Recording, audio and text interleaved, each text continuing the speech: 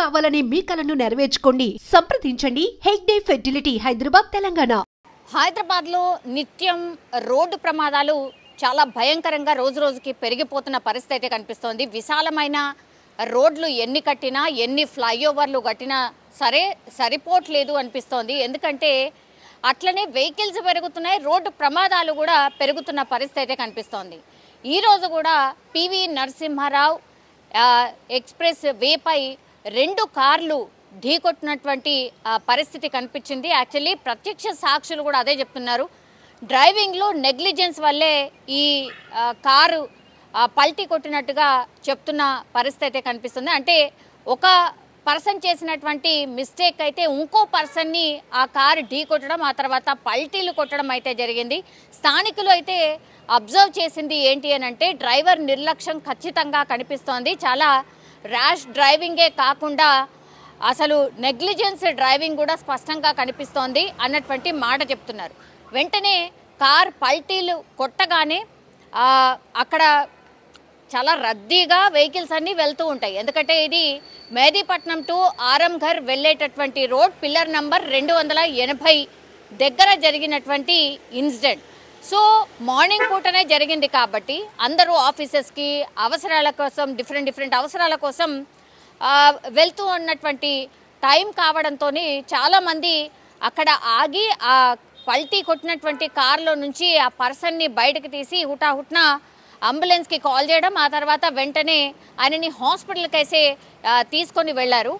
కొంతమేర ఆయనకు గాయాలైనట్టుగా కూడా చెప్తున్నారు. కానీ డ్రైవర్ నెగ్లిజెన్స్ వల్లే ఇదంతా కూడా జరిగింది, ఇందులో మిస్టేక్ పూర్తిగా డ్రైవర్దే అని ప్రత్యక్ష సాక్షులు అయితే చెప్తున్నారు. మరి నిద్రమత్తు కారణమా, లేదంటే మనకు తెలుసు ఓవర్ టైం కూడా కొంతమంది చేస్తూ ఉంటారు, లేదంటే ఫోన్ చూస్తూ నడుపుతూ ఉంటారు, లేకపోతే స్పీడ్గా ర్యాష్గా వెళ్తూ ఉంటారు, ఏదో కట్టుకొట్టడానికి ప్రయత్నం చేస్తూ ఉంటారు. ఇట్లా చాలా చిన్న మిస్టేక్సే కానీ ప్రాణం మీదకి తీసుకొస్తాయి అనేసి ఎన్ని ఇన్సిడెంట్లు జరిగినా కూడా ఎవరు నేర్చుకోవట్లేదు, ఆ జాగ్రత్త పడట్లేదు అనేసి ఇట్లాంటి ఇన్సిడెంట్స్ చూసినప్పుడుగా అర్థమవుతుంది. అండ్ ఈ పివి నరసింహారావు ఎక్స్ప్రెస్ వే పూర్తిగా ఈ ట్రాఫిక్ జామ్ అయిపోయిన పరిస్థితి. ఎందుకంటే యాక్సిడెంట్ జరగగానే కార్ పల్టీలు కొట్టగానే చాలామంది వెహికల్స్ ఆపేశారు. అట్లాగే కార్ పూర్తిగా ఇట్లా అడ్డంగా పడి ఉండడంతో ట్రాఫిక్కి తీవ్ర అంతరాయం ఏర్పడింది. చాలామంది రెస్క్యూ చేసే, అంటే అతన్ని బయటికి తీసే ప్రయత్నం ఒకటి చేయడం, చాలాసేపు ట్రాఫిక్ అటు ఇటుగా నిలిచిపోయిన సిచ్యువేషన్ అయితే కనిపించింది. దాని తర్వాత మాత్రం అంటే ఆ యాక్సిడెంట్ చూసి ఆ కార్ పల్టీ చూసిన విధానం అయితే ఆల్మోస్ట్ ఆ కార్లో ఉన్న వ్యక్తి మేబీ బతికే ఛాన్సెసే లేవనుకున్నారు ప్రత్యక్ష సాక్షులు కూడా. కానీ తీవ్ర గాయాలతోని ఆయన బయటపడినటువంటి పరిస్థితి. వెంటనే హాస్పిటల్కి ఆయనను షిఫ్ట్ చేశారు కాబట్టి ఇప్పుడైతే ట్రీట్మెంట్ అయితే నడుస్తుంది. దీని మీద కేసు అయితే ఫైల్ అయింది. డ్రైవర్ నిర్లక్ష్యమే స్పష్టంగా కనిపిస్తుంది అని ప్రత్యక్ష సాక్షులు కూడా చెప్పారు. కాబట్టి ఈ డ్రైవింగ్ చేస్తున్నటువంటి కార్ ఓనర్ ఎవరైతే ఉన్నారో ఆ వ్యక్తి మీదనే కేసు అయితే ఫైల్ చేసిన పరిస్థితి.